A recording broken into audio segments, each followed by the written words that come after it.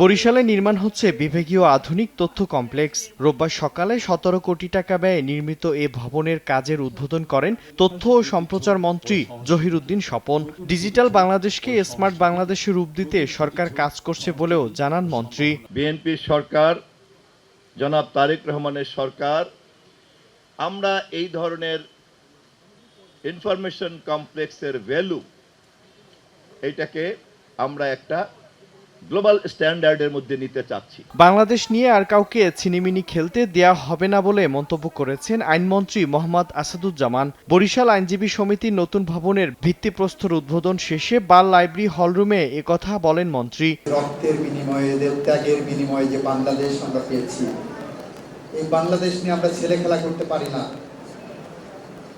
এই বাংলাদেশ নিয়ে আমরা আর ফ্যাসিস্টদের ফিরে আসার কোন পথ সুগম করতে পারি না। জুলাই গণঅভ্যুত্থান দীর্ঘদিনের সঞ্চিত ক্ষোভের চূড়ান্ত বহিঃপ্রকাশ বলে মন্তব্য করেছেন প্রধানমন্ত্রীর রাজনৈতিক উপদেষ্টা রুহুল কবির রিজভী। গাজীপুরে জাতীয় বিশ্ববিদ্যালয়ের সিনেট হলে জুলাই গণঅভ্যুত্থানের দ্বিতীয় বার্ষিকী উপলক্ষে আলোচনা সভায় একথা বলেন তিনি।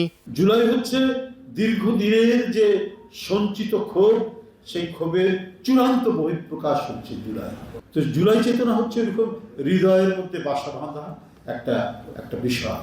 শিক্ষিত মা শিক্ষিত জাতি উপহার দিতে পারেন একথা বুঝতে পেরে বেগম খালেদা জিয়া মেয়েদের দ্বাদশ শ্রেণী পর্যন্ত শিক্ষা অবৈতনিক করেছিলেন, আর বর্তমান প্রধানমন্ত্রী এটিকে স্নাতক পর্যন্ত উন্নীত করেছেন বলে জানিয়েছেন দুর্যোগ ব্যবস্থাপনা ও ত্রাণমন্ত্রী আসাদুল হাবিব দুলু। লালমনিরহাটের মজিদা খাতুন সরকারি মহিলা কলেজে ৭ কোটি টাকা ব্যয়ে নির্মিত একাডেমিক ভবনের শুভ উদ্বোধনে এক মতবিনিময় সভা ও সাংস্কৃতিক অনুষ্ঠানে প্রধান অতিথির বক্তব্যে তিনি একথা বলেন। বর্তমান আমাদের মাননীয় প্রধানমন্ত্রী তারেক রহমান এটা ডিগ্রি স্নাতক পর্যন্ত বিনা বেতনে পড়ার সুযোগ করে দিচ্ছে।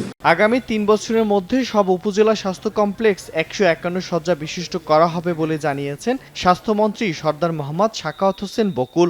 সকালে ঝিনাইদহের মহেশপুর ও কোটচাঁদপুর উপজেলা স্বাস্থ্য কমপ্লেক্স আকস্মিক পরিদর্শন শেষে একথা জানান তিনি। এছাড়া সংকট রোধে দেশে নতুন করে ৫,০০০ চিকিৎসক নিয়োগ দেওয়ার কথাও জানান মন্ত্রী। ১৫১ শয্যা বিশিষ্ট হাসপাতালে রূপান্তরিত করতে যাচ্ছি। এই বছর থেকে কাজ শুরু হচ্ছে ইনশাআল্লাহ কনস্ট্রাকশনে।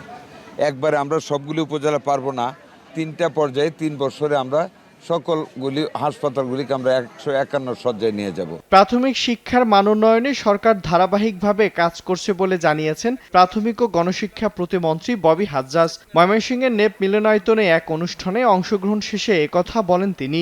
কোনো শিক্ষার্থী যেন শ্রেণীকক্ষের বাইরে না থাকে। আমরা অনেক গুরুত্বপূর্ণ প্রজেক্ট বাস্তবায়নের কাজ শুরু করছি সেটার জন্য। মিড ডে মিল যেন প্রত্যেকটি প্রাথমিক শিক্ষার্থীকে প্রত্যেক দিন পুষ্টিকর খাদ্য দেয়া যেতে পারে। ফ্রি ইউনিফর্ম, ফ্রি জুতো, ফ্রি ব্যাগ, এরকম অনেক পরিকল্পনা আমরা সামনে নিয়ে আসছি। মিরন আহমেদ, সময় সংবাদ।